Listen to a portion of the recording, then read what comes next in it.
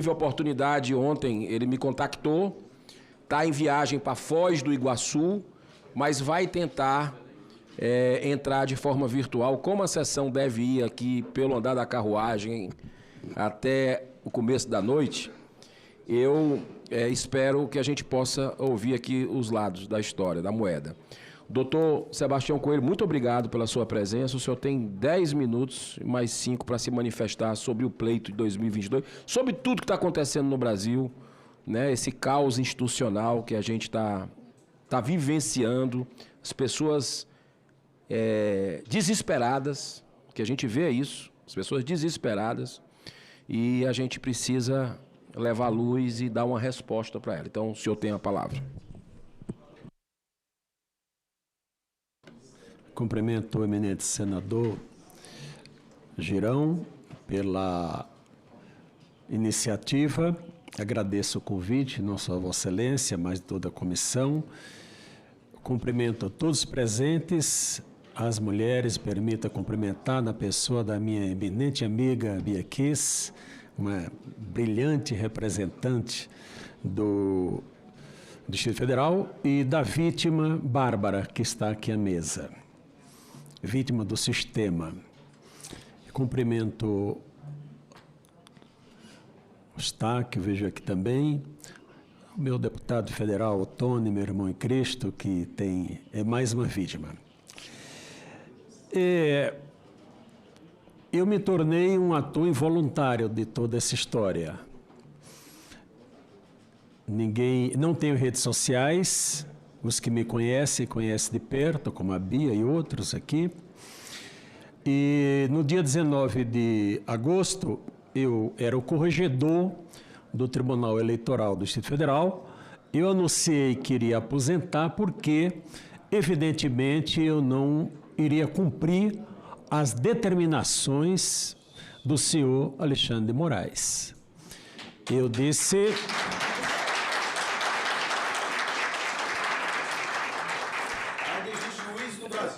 Eu disse que ele fez uma declaração de guerra ao país, senador Girão, e infelizmente eu estava certo.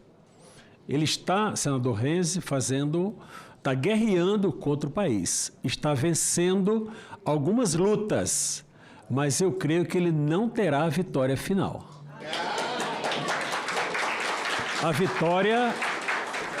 vitória final será do povo brasileiro. Quando nós falamos numa audiência como essa, temos que tomar cuidado para não repetir aquilo que já foi falado, para otimizar o tempo e dar oportunidade a todos. Bem, de tudo que já foi falado aqui, a decisão do ministro de não investigar a verificação feita pelo PL, toda a resistência que já foi colocada desde a intervenção indevida do ministro Barroso aqui no parlamento para não ter o voto auditado, e toda a resistência feita por esses atores, nós podemos ter a seguinte conclusão. Tudo que se faz com prova, não se faz com indícios de prova. Eu não vou falar de direito aqui porque a Bárbara já se mostrou uma grande constitucionalista e processualista aqui na sua manifestação inicial. Mas eu quero citar um artigo do Código de Processo Penal Militar, é o artigo 382, que ele diz o seguinte: indício é a circunstância ou fato conhecido e provado. Todos esses fatos, o senhor perito argentino, o engenheiro que aqui já falou, todos eles já trouxeram fatos inconteste da realidade que nenhum de nós desejávamos. Então, todos isso são indícios, que conclui o artigo, de que induz a existência de outra circunstância ou fato. Então, todos esses indícios que nós já apuramos aqui, induz a circunstância de afirmarmos que as urnas eletrônicas têm problema. Nós não podemos dizer que houve fraude, porque o processo está sendo impedido de ser verificado. Então, olha, eu fui 21 anos juiz de primeira instância e 9 anos como desembargador. Interroguei muitas pessoas. Vou dar 2 exemplos práticos, deputado Felipe, para nós situarmos. Quando no processo civil, uma investigação de paternidade, o menino é a cara do pai. Olha, mas não tem dúvida, é a cara. Olha, olhou, senador Girão, né, senador Reis? É a cara da... Mas eles namoraram tudo. Enfim, mas o juiz tinha que decidir, olha, parece que ele é o pai mesmo. Mas a evolução apareceu o quê? O DNA. Que o DNA é prova inconteste, 99,99. No processo civil, quando o investigado, e as advogadas aqui sabem disso, se recusa, deputada Carla, a fazer o exame de DNA, a presunção é contra ele. Agora eu vou para o exemplo do processo penal. Eu atuava em turma criminal agora, antes de aposentar. Muito bem. Quando no exame de trânsito, uso de álcool no trânsito, bebida alcoólica, deputado Gaia, e a pessoa se recusa, ela não pode fazer prova contra si, ela se recusa a fazer o teste do bafômetro, se recusa ao exame clínico, não é? Mas todo mundo está vendo que a pessoa não consegue sequer andar, toda aquela prova, ele poderia ter feito uma prova ao contrário, ter dito, olha, eu fiz o teste do bafômetro e ficou comprovado que eu não ingeri bebida alcoólica. O outro, eu fiz o teste de DNA e ficou comprovado de que eu não sou pai dessa criança. Pois bem, o Tribunal Superior Eleitoral, ele faz ao contrário. Ele que tem os instrumentos para dizer, olha, tudo que vocês estão falando é um absurdo, isso aqui está absolutamente irregular, absolutamente legal, mas o que ele faz? Ele tolhe, impede de que a prova seja realizada. E com esse impedimento de realizar a prova, nós todos, a população brasileira, tem o direito de suspeitar de que tem coisa errada. Essa é uma realidade. Como nós falamos muito de apontar erros e às vezes não apontamos soluções, eu quero apontar uma solução. Eu queria propor ao Senado Federal, à mesa do Senado Federal, aos líderes, que fizessem, tendo junto também senadores como Renzi, como Girão, que estão à frente desse processo, o senador Lazier também, o senador Cajuru, que propusesse uma reunião com os ministros supremos, 11, e dissesse, ministros, chegou, parou, passou do limite. Qual é a proposta que nós fazemos, Vossas Excelências? Encerrem imediatamente os 2 inquéritos ilegais, inconstitucionais, é o 4781 e 4874, salve isso, né? Pare imediatamente e entregue as provas ao Ministério Público, e o Ministério Público vai analisar e ver se alguma coisa que está ali presta ou não, deputado Girão, se presta ou não. Se o Supremo tomar essa aceitar essa proposta, nós começaremos a ter o processo de pacificação do país. Agora, eles não podem, eles terão o benefício de alegarem que, olha, nós não fizemos isso, já deveriam ter feito de ofício. Se o Senado não for até lá, o Senado tem que se mover, tem que chegar até lá para fazer a proposta. Senão eles vão ficar, não, mas ninguém me propôs, eu não podia fazer nada. É possível que eles aceitem? Não creio. Mas tem que haver a tentativa. Por que eu não creio? Porque todas as ações, e aí eu não vou detalhar muito, Gustavo, porque é consenso nacional de que o senhor Alexandre de Moraes já praticou muitos crimes. Usurpação de função pública. Ele exerce, para conseguir uma água, eu agradeço, ele exerce a função de promotor de justiça, de procurador da República, de juiz de direito, então de delegado de polícia, senhor delegado da Polícia Federal, isso é usurpação de função pública.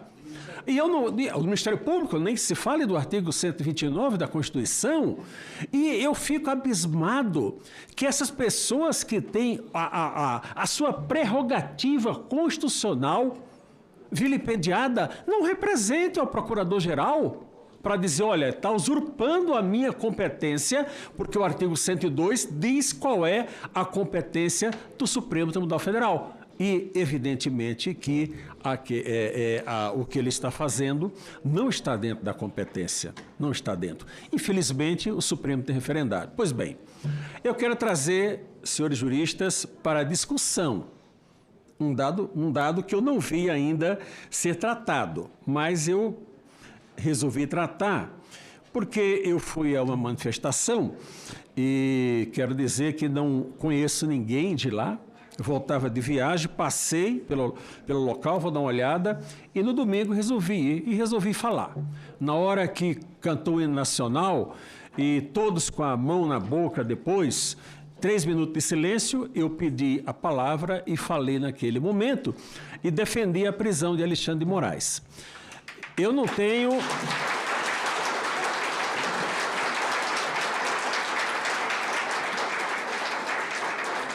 Eu não tenho redes sociais. Minha comunicação é só por WhatsApp, não tenho nenhuma rede social. Mas uma filha minha me disse, olha, pai, alguém escreveu aí que vai dar 3 dias para você estar em público se retratando. Eu estou aqui reafirmando, ao invés de me retratar.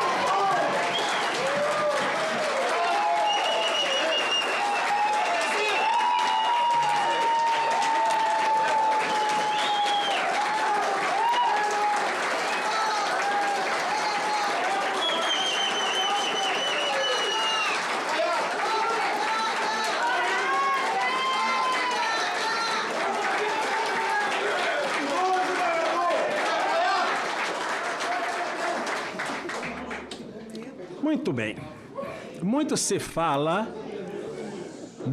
fala contra a polícia, seja ela civil, militar ou federal. Enfim, olha, a polícia tortura, faz e acontece. E eu vou ler aqui um artigo, eu vou ler a lei de tortura. A lei muito antiga, 9455 de 97. Diz que constitui crime de tortura, inciso 1, inciso 2. Submeter alguém sob sua guarda, poder ou autoridade.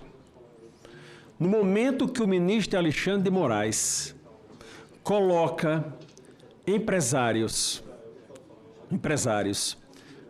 43 pessoas que estavam lá, Oswaldo Eustáquio, Alain, Carla, todas essas pessoas, dentro do inquérito 4874, Bia, Gustavo, todos. No momento que ele coloca as pessoas dentro do inquérito, essas pessoas estão sob a sua autoridade. A partir daí, elas estão sob a sua autoridade. Eu continuo, estou lendo a lei. Com emprego de violência não é, ou grave ameaça. Gravíssima ameaça. Ameaça de cercear a liberdade ou lhe retirar o patrimônio. Qual ameaça? Retirar a sobrevivência das pessoas, desmonetizando, enfim. Isso é uma gravíssima ameaça que ele está fazendo. Aí continua o artigo. De forma a aplicar castigo pessoal, no meu caso, ou medida de caráter preventivo. É uma medida de caráter preventivo, porque está dizendo, olha, eu te coloquei onde não devia, para preventivamente você não praticar um ato que eu reputo, olha, sob ameaça, você não praticar um ato que eu reputo como antidemocrático, quando na verdade ele é que está sendo antidemocrático neste país. Mas tem o 4º item deste inciso. O 4º item. O quarto item, ele diz aqui, impondo, vamos ver aqui, intenso sofrimento físico, não é o caso, até é no caso do Oswaldo Eustáquio, intenso sofrimento físico ou mental. Eu ia perguntar, eu ia dizer, senador Girão, senador Reis, vamos convidar aquelas pessoas todas que tiveram redes sociais cerceadas, liberdades cerceadas, patrimônio com Constituição, patrimônio bloqueado, para ficar mais simples, se elas estão tendo algum sofrimento mental. Se elas chegarem e disserem, não estou, eu me desculpo e retiro. Mas ao ouvir a Bárbara, que aqui chorou e mostrou a indignação da violência que ela está sofrendo, eu acho que nem preciso fazer essa pergunta para dizer que eles estão sob intenso sofrimento mental. E eu quero dar o crédito ao deputado Daniel Silveira, porque eu assisti numa entrevista dele, e ele falou, olha, tudo bem, o desembargador pediu a prisão, mas o juiz só pode ser preso em flagrante delito por crime inafiançável ou mediante ordem judicial. Mas o artigo 312 do Código... E aqui é um crime inafiançável. O artigo 312 do Código de Processo Penal estabelece como um dos requisitos para decretar a prisão a garantia da ordem pública. Também a reiteração criminosa também é motivo. E é simples, o exemplo da Lei Maria da Penha, quando o homem agride uma mulher, a pena é ridícula, é pena de detenção, devia ser mais forte, mas é de detenção. E quantas pessoas... Faça uma pesquisa aqui do Distrito Federal, nas penitenciárias. Meu tempo está acabando já? Quanto tempo, quantas pessoas têm com prisão preventiva para quê? Para que não voltem a delinquir. É isso. Então, eu digo que o senhor Alexandre de Moraes, ele está praticando reiteradamente crimes. Toda decisão que ele profere de forma ilegal é um crime. Se essa decisão está valendo, o crime está acontecendo.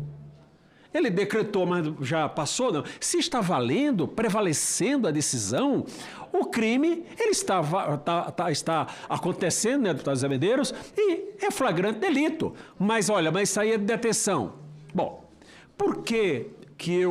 qual seria o melhor caminho? O melhor caminho, senhores senadores, senhores parlamentares, público presente, seria o Senado Federal já ter tomado uma providência. O senhor presidente do Senado, com todo respeito, senador do Praxedes, Vossa Excelência está prevaricando. Vossa Excelência está prevaricando.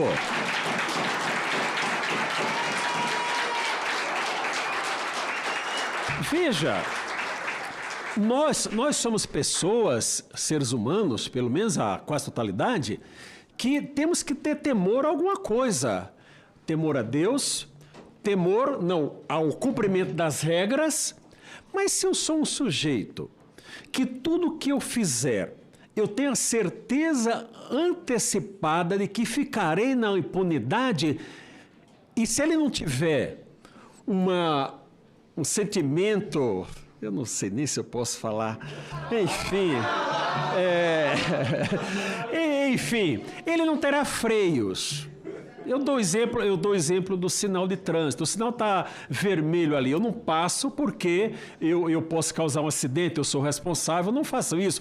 Mas se eu passar e for flagrado, eu posso ter minha habilitação retirada. Os senhores ministros supremos, eles não têm medo de nada. Porque eles poderiam temer, o Senado eles não temem, ao contrário, população brasileira. O Senado está numa comissão para modificar a Lei 1079, que é a lei do impeachment, e, pasmem, presidida pelo Lewandowski. Presidida pelo Lewandowski, para que, não vi o anteprojeto ainda, mas para blindar os ministros do Supremo Tribunal Federal e ainda incluir Forças Armadas nessa história toda. E pressionar os senadores a não se manifestar. Cala a boca, senador. É o que vão fazer. Mais ou menos, é isso. Então, nós estamos no estado de exceção. Nós estamos, brasileiros, no estado de exceção. Todos já disseram isso, rompimento institucional. O vice-presidente da República, Mourão, já se manifestou, futuro senador dessa casa, nesse sentido. E quando nós estamos diante da ruptura constitucional, o que é que nós podemos fazer? Aqui nós temos 2 ilustres delegados da Polícia Federal, que sabem que nos crimes comuns a competência é da Polícia Federal para apurar e para julgar do Supremo Tribunal Federal. Eles podem fazer isso? Eles podem fazer isso? A quem recorrer? Nós não temos a quem recorrer. Por isso que eu digo que a ordem constitucional está rompida e a ordem pública está abalada. A ordem pública foi jogada no lixo. Nós podemos ter uma convulsão social nesse país. Infelizmente, podemos evitar? Poderíamos pelo Senado. Não vai. Mas é triste dizer isso. Que votamos e o senador, o representante e tal, porque uma grande parte dos senadores quer, mas não funciona. Então eu digo que não há solução. Nós, a sociedade brasileira, sofreu um golpe praticado pelo Supremo Tribunal Federal.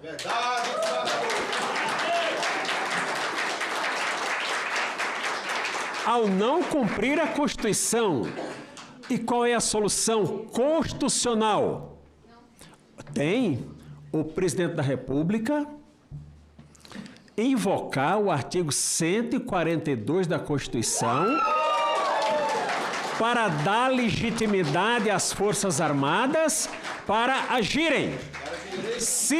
Vejam, tem muitos pedidos, Forças Armadas e tal. No momento que nós estamos, com fragmentos da Constituição ainda em vigor, se as Forças Armadas agirem de ofício, vai ser colocada como um golpe, embora seja um contragolpe. Mas se o presidente da República convocar, não, porque ele está exercendo o seu poder constitucional de utilizar para garantir a ordem pública.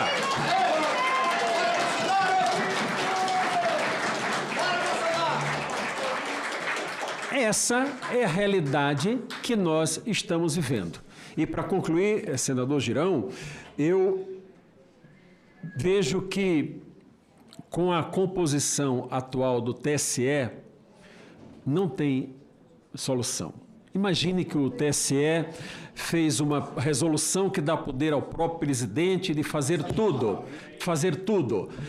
Foi para o Supremo, para o Procurador-Geral da República, ingressou com a medida apropriada, foi para o Supremo. Quem votou lá?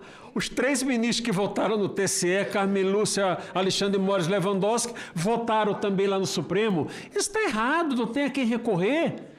A população está entregue. Então, o presidente da República tem até o dia 31 de dezembro, e todos nós temos que ter paciência, para exercer o seu papel constitucional. Se ele não o fizer, chegaremos 1º de janeiro e aí a rua vai dizer o poder que o povo delegou para que o parlamento exercesse, o parlamento não está exercendo. Então, o povo, eu acho que do estágio que nós estamos, poderá exercer diretamente. E nós não sabemos onde o nosso país vai parar. Eu falo isso, senhoras e senhores, com muita dor no coração. Muita dor no coração. Eu larguei minha carreira, eu poderia ficar mais 8 anos no tribunal, mas eu não poderia participar desse processo, dizer, olha, eu fui um corregedor da Justiça Eleitoral e carimbei decisões absolutamente ilegais. Eu vou, mas agora para concluir mesmo agora é de verdade. O Brasil comemorou 200 anos de independência há dias atrás. Nós fomos novamente colonizados por um império chamado Supremo Tribunal Federal. Basta esperar quem será que dará um novo grito de independência ou morte. Muito obrigado.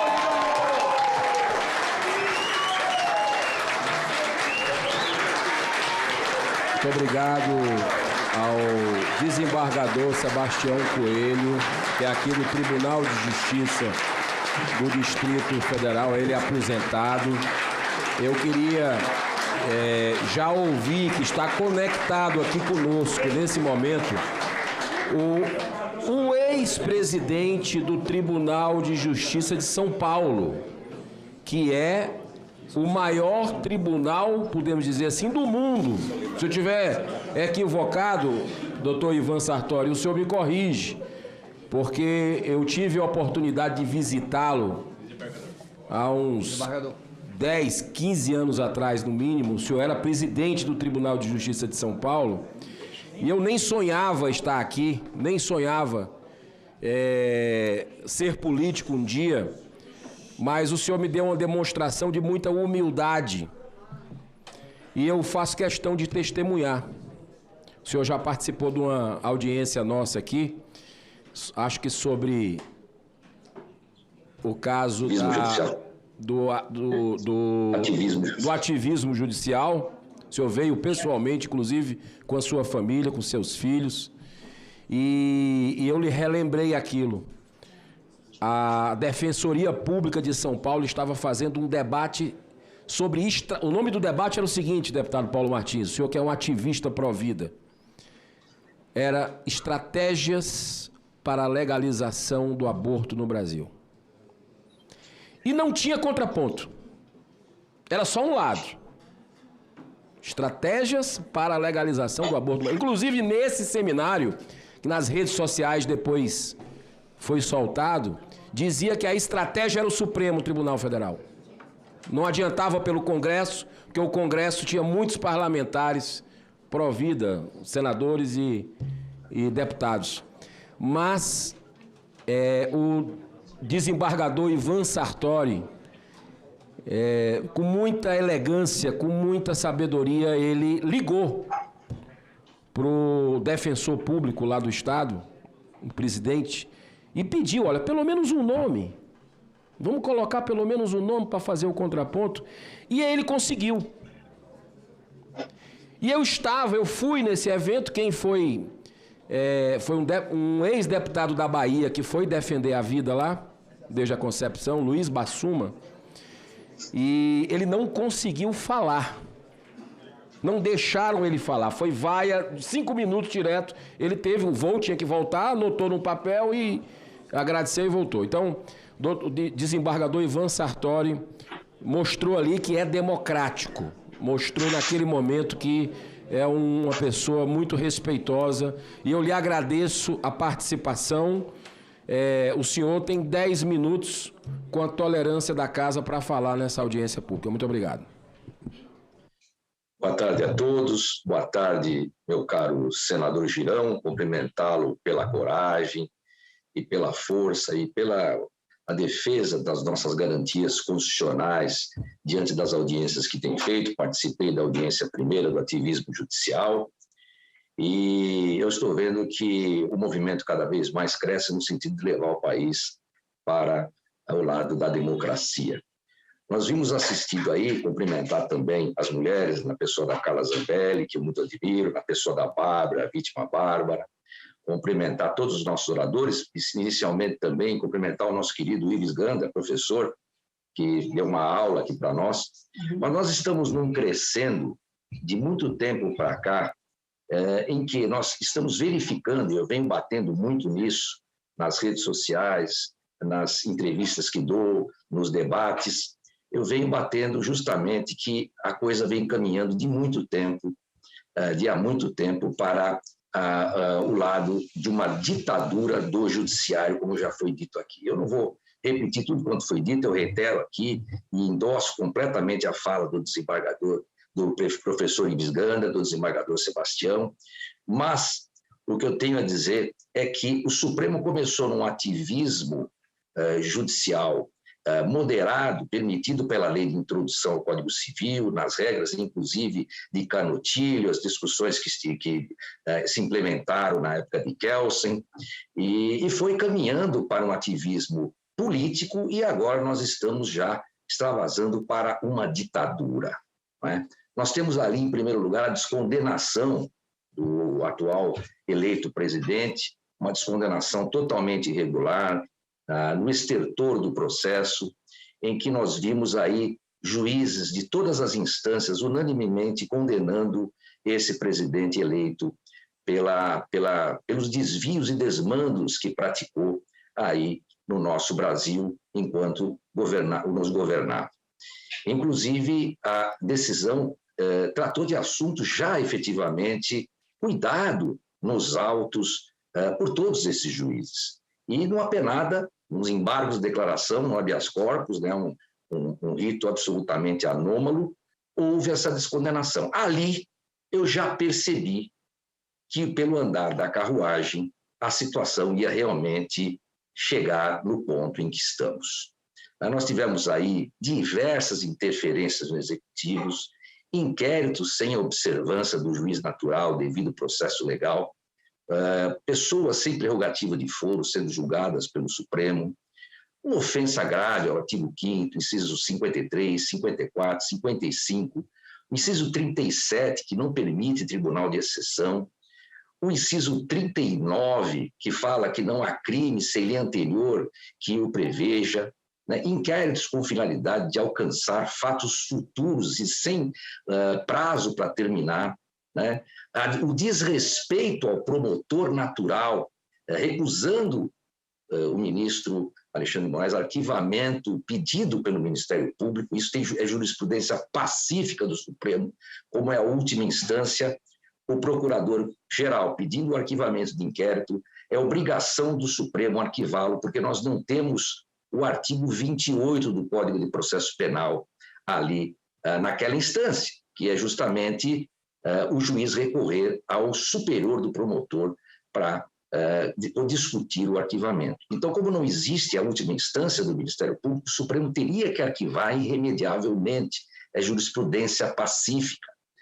Censura generalizada, envolvendo deputados, ofensa ao artigo 53, empresários, jornalistas, desmonetização digital, ofensa ao artigo 53 e censura ao artigo 220 da Constituição, que não permite efetivamente qualquer tipo de censura.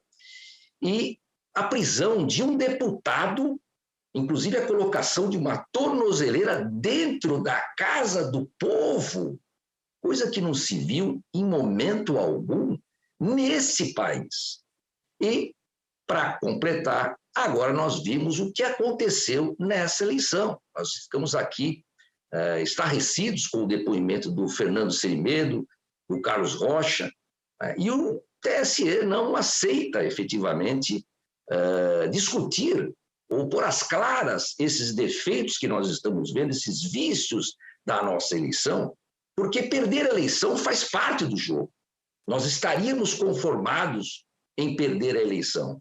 O problema é perder a eleição de uma forma suspeita, de uma forma bastante anômala, que nós estamos vendo aí, e sem a possibilidade de discussão do processo todo diante dessas questões graves levantadas pelos nossos técnicos. E a ferramenta é a censura, coisa totalmente proibida pela Constituição Federal, artigo 220, que não faz exceção, permite apenas ação de indenização, direito de resposta, mas nunca o impedimento, né, a lacrar qualquer que seja a pessoa de se manifestar, de expressar o seu pensamento, a sua opinião. Não se observou paridade de armas, nós tivemos ali decisões, inclusive, proibindo o candidato da situação de fazer a sua manifestação eleitoral a partir do Palácio do Alvorada. Ele é o presidente, a Constituição permite que ele permaneça no cargo, disputando a eleição. A questão de não poder exibir imagens do 7 de setembro, enfim, uma série de situações que nós vimos essa falta de paridade de armas. E também a questão do radiolão, que foi exposta já aqui. Então, a situação em que nos encontramos é uma situação bastante complicada, como colocou aí, inclusive, o desembargador Sebastião. O Senado, infelizmente, como eu disse, já vem se acovardando, vem se omitindo. O presidente do Senado está prevaricando, efetivamente, não toma qualquer providência. Temos aí alguns baluartes do Senado, pessoas que estão aí fazendo um esforço hercúleo para levar o país à democracia, como Vossa Excelência, senador Girão, como o senador Espiridião Amin, Guaraci, Lazier Martins e outros que vêm trabalhando, Roni, mas infelizmente não é essa a orientação da presidência do Senado. Então, diante de tantos desmandos, diante da ditadura clara do Poder Judiciário, que hoje já não tem e já não segue uma Constituição, tudo é decidido de acordo com o que o ministro entende ser o direito, independentemente de estar positivado ou não. E, infelizmente, nós deixamos correr tudo isso, todo esse tempo, sem nenhuma providência, e agora nós estamos aí numa situação bastante aflitiva para poder levar a democracia ao país. Um ministro, ou alguns ministros, resolvem que o país deve seguir determinada direção, independentemente da Constituição, de normas, da legalidade, e perseguições, censura, desmonetização, calando as pessoas. Quero me solidarizar todos os deputados, todos os jornalistas, empresários, por tudo que tem passado. Eu também respeito aqui, quero cumprimentar o deputado Marcelo Manhattan, que já se foi, pela providência de instalar aí a CPMI, e dizer que a única solução que nós podemos ter aí, eu vou ser breve, porque eu sei que muitos juristas já falaram, o Luiz Gandra já falou, Sebastião já falou, outros juristas já falaram, Djalma, e eu quero simplesmente dizer o seguinte: a única forma agora, porque nós sabemos que não há possibilidade de um acordo, não há possibilidade de se trazer os ministros à razão de uma situação de que eles realmente tomarem consciência de que a situação extrapolou, a situação saiu completamente do controle da legalidade e os poderes estão em completo desequilíbrio, em afronta aos princípios elementares da democracia. A solução, como já disse aí o nosso antecessor, nós temos o artigo 142. O artigo 142 é claro no sentido de que o poder coacto pode efetivamente representar as Forças Armadas para que ela tome as providências. Não se fala em golpe, mas fala-se numa intervenção pontual para que cesse esse estado de coisas. E mais, leio aqui o artigo 15 da Lei Complementar 97 e 99, que justamente vem como complemento desse artigo 142 da Constituição Federal. O emprego, artigo 15, o emprego das Forças Armadas na defesa da pátria, na garantia dos poderes constitucionais, da lei e da ordem, na participação e operação de paz é de responsabilidade do presidente da República, que precisa também tomar uma providência. Determinará ao ministro de Estado de Defesa a ativação de órgãos operacionais, observada a seguinte subordinação. E aqui eu venho no parágrafo 1º. Compete ao presidente da República a decisão de emprego das Forças Armadas por iniciativa própria ou entendimento, pedido manifestado por quaisquer dos poderes, inclusive o próprio Executivo, por intermédio do presidente do Supremo, do Senado Federal. A atuação das Forças Armadas, parágrafo 2º, na garantia da lei e da ordem por iniciativa de quaisquer dos poderes, ocorrerá de acordo com as diretrizes baixadas em ato pelo presidente da República após esgotados os instrumentos destinados à preservação da ordem e da incolumidade, que é o estado que nós nos encontramos. Nós já vimos realmente que, com todo respeito aos ministros, aqui não vai nenhuma ofensa pessoal quaisquer deles, conheço muitos deles, foram parceiros na minha administração, muitos deles, no Tribunal de Justiça, como presidente que fui, eu fiquei 38 anos na magistratura. Não há nenhum aí desrespeito às pessoas deles, mas, infelizmente, o ministro Alexandre de Moraes está realmente praticando crimes em estado de permanência, inclusive que as decisões estão aí efetivamente surtindo efeitos. Nós temos aí crimes da lei do abuso de autoridade, temos aí, inclusive, essa questão muito bem colacionada pelo desembargador Sebastião, da tortura. A tortura pela qual essas pessoas vêm passando, de não poder se manifestar, de terem seus canais expungidos completamente da internet. Então, é preciso que se tome uma providência efetiva, clara, para que essa situação volte a ser efetivamente uma situação que leve ao país à democracia.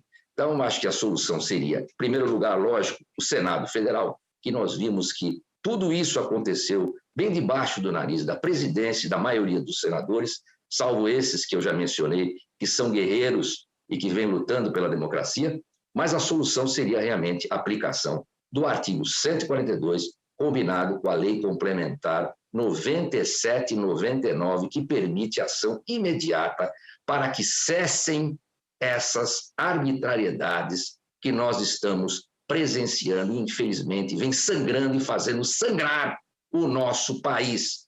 O povo está atônito, o povo está estarrecido, o povo está sofrendo e o povo não acredita mais no sistema. Perder a eleição, sim, faz parte do jogo. Agora, da forma como tudo ocorreu, sem paridade de armas, sem que se respondam às questões colocadas pelos técnicos, sem que se permitam as investigações, isso nós não podemos aceitar, porque nós temos aí efetivamente uma eleição que traz muitas dúvidas a todos nós, e aí nós não podemos nos conformar com esse resultado.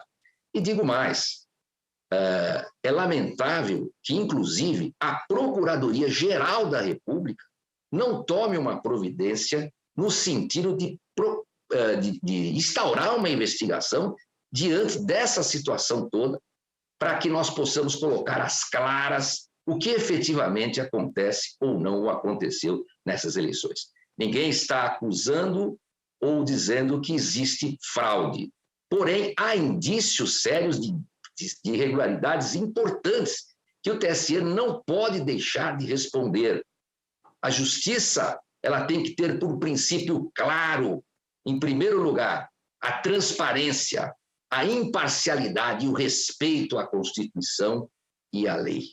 É o que nós esperamos, senador Girão, e todos aí que estão me ouvindo, cumprimentar os deputados, os senadores, e nós estamos aqui vigilantes desse sentido e sempre à disposição dessa casa para o que precisar.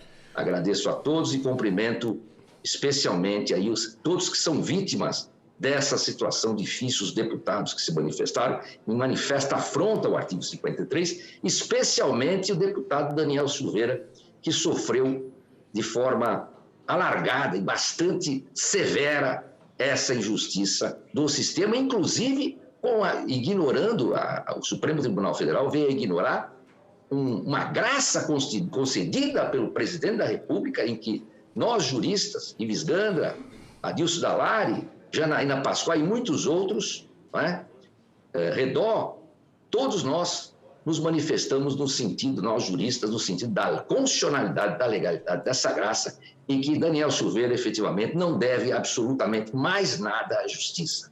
Então, esperamos que essa casa acorde, que os brasileiros acordem e também que nós partamos, inclusive, para uma decisão concreta, uma ação efetiva para que o Brasil volte aos trilhos da democracia, do respeito ao direito e à Constituição. Muito obrigado. Muitíssimo obrigado. Doutor Ivan Sartori, o senhor só não me fez confirmar se o Tribunal de Justiça do Estado de São Paulo é o maior do mundo. É verdade isso ou eu estou falando bobagem? Opa, um microfone para ele aqui, só para...